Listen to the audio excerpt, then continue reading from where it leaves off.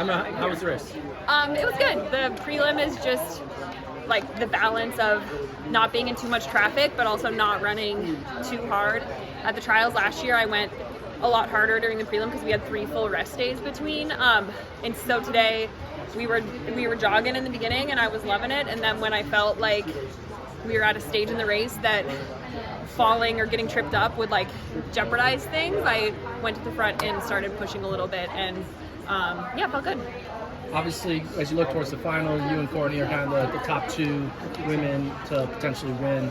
Is there 2 Courtneys? You have to be specific. Yeah, true. Both Courtneys, yeah. Is there a strategy that you have when you race Courtney Frericks, or do you kind of just do your own thing, knowing that she's probably the one that's going to be the challenging the most?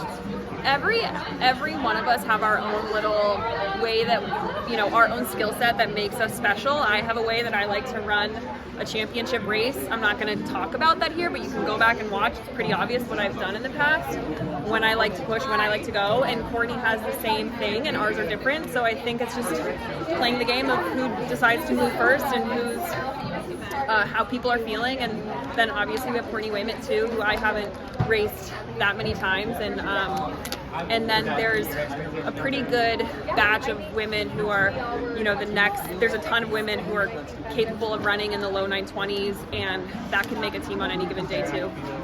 So when you ran that 4:04 1500, was that a confidence boost? Did you need a confidence boost, or were you already pretty confident in where you were at fitness-wise? Joe and I have been very confident in my training. Like, I'm very proud of the work I've done, but to actually get race ready took us a little bit longer this year. I don't know if that's because I didn't do indoors. I don't know if it's the nature of our training this year was a little bit different with more volume and more like threshold strength stuff. Maybe it just took me a little more time to get back in the groove for racing. I don't know, but that 4:04 was the proof that Joe and I knew was there, and had I come here having not done that, I feel the same amount of confidence I do now.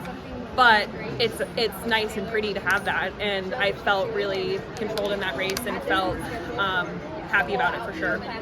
After the summer, when did you start to feel like yourself again? After last summer? Yeah. Like mid-January. It took me a while. Emotionally, I was like I want to go. I want to race pre. I want to do Zurich.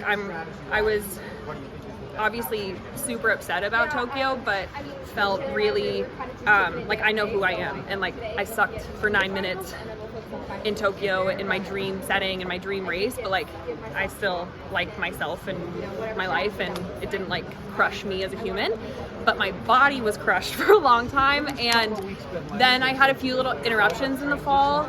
Like I stepped in a pothole in the middle of a run and like messed up some cartilage in my ankle that took me out for November.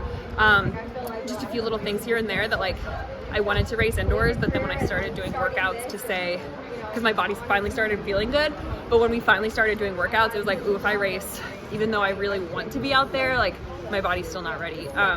But this whole like 2022, I've been feeling really like good and strong and confident and healthy, so I'm excited for the summer. Is there a reason you think you've been able to stay at the top of this event for so long? Because you're taking a lot of impact. We saw with Evan on the men's side, like he's really been banged up for a few years now.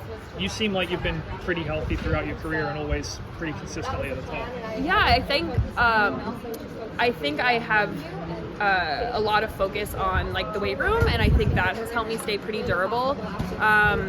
I also think the nature of the training that my college coaches put together and Joe has put together for me, like they're very different from each other, but all of those coaches found a mix of training that works for me and doesn't tear me down. And I've definitely had my fair share of injuries, but I eat a lot of food and I lift weights, and I'm not lining up at the Diamond League steeplechase. I am the largest person out there, and I don't have any shame in that. I think me being like strong and durable has benefited me, and I think my food and lifting has helped me stay pretty durable in such an event that really can tear you up.